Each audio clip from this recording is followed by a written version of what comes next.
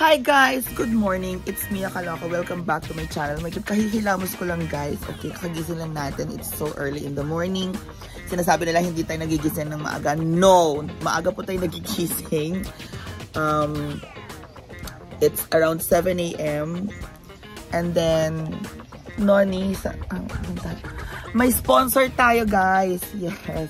Our sponsor is parang Ma'am Cora, Ate Cora, Miss Cora ang ating mga sponsors.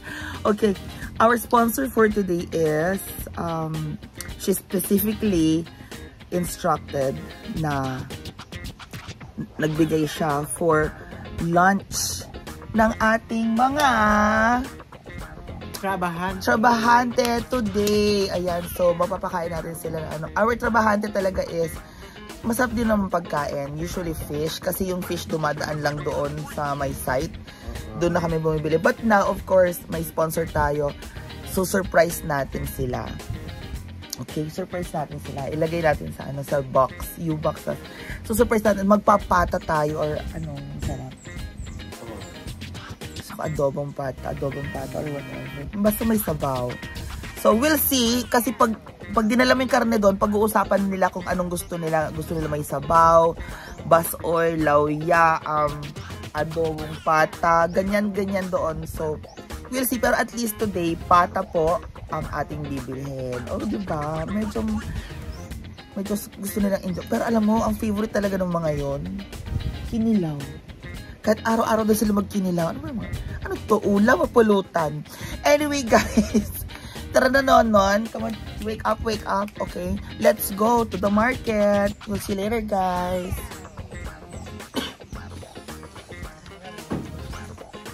At dahil dyan, meron tayong sponsor for today. Foreman, meron tayong sponsor. So, ano naman dyan, Ron? Payatot. Kalakit tayo.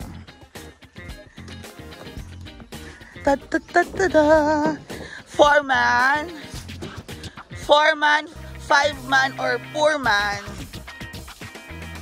4-man, 5-man, 6-man, 7-man, 8-man, 9-man, 10-man. Ayan, diba? Okay. So, hello! Guys, hindi nila ako pinapansin, no? Ano ang gusto nyo today? Manok, pata, or ribs, Okay. Pata, tiil ng baboy. Yay! Sige. So guys, aalis muna kami, okay? And we'll be back. Okay, see you later.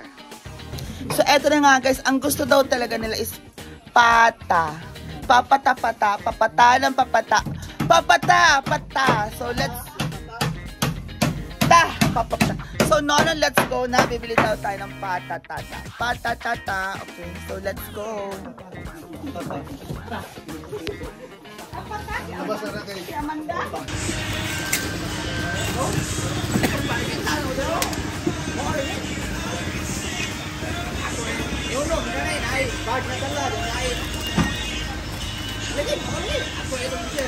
Kakapaasin best. Tara!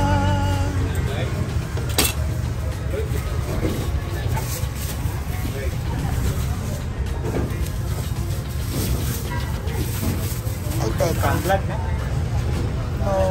Ito, ano to? Ano to?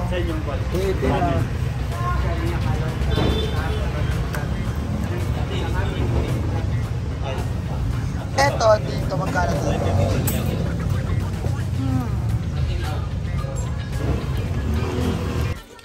Ayan na guys. So, Ate Ami, ikaw na bahala magluluto, o diba? Diba yan ang gusto mo? Kompleto? Kunin mo yung mga asin, Noni.